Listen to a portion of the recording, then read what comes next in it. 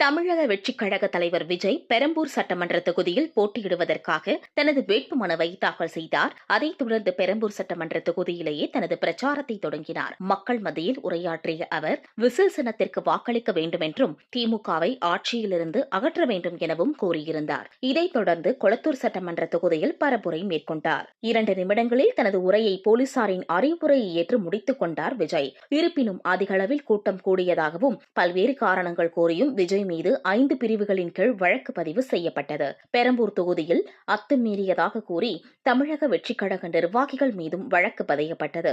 இந்த சம்பவத்தை தமிழக வெற்றிக் கழகத்தினர் கடுமையாக கண்டித்துள்ளனர். இந்த நிலையில் கொளத்தூர் தொகுதியில் விஜய் மீது வழக்கு பதிவு செய்யப்பட்ட சம்பவத்தில் நடந்தது என்ன என்று மாவட்ட தேர்தல் அதிகாரியிடம் தலைமை தேர்தல் அதிகாரி அர்ச்சனா பட்நாயக் விளக்கம் கேட்டிருக்கிறார். பெரவள்ளூர் காவல் நிலையத்தில் 5 பிரிவுகளின் கீழ் தமிழக வெற்றிக் கழகத்தின் தலைவர் விஜய் மீது வழக்கு பதிவு செய்யப்பட்டு இருக்கிறது.